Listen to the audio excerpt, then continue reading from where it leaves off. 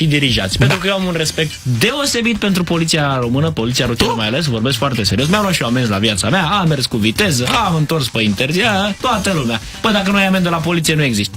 Bă, da, bă, sunt buni, mă. Sunt buni că, ai văzut, când te șicanează pe tine unul în trafic, nu sunt tu la 112, da, povestește tu acum repede, te rog. N-are sens că e târziu, Ce ai făcut tu cu caiul ăia la...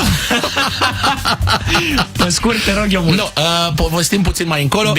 Avem, în continuare așteptăm mesaje de la domnii și doamnele polițiste care în momentul ăsta ascultă Radiozu.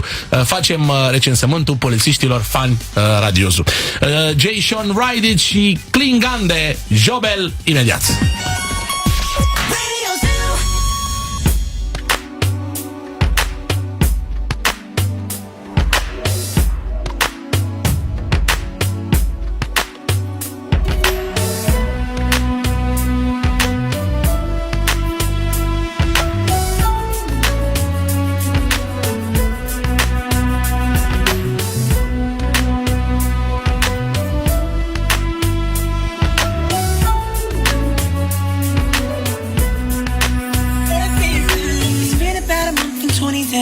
And we're going round and round playing silly games. Now you say it's slow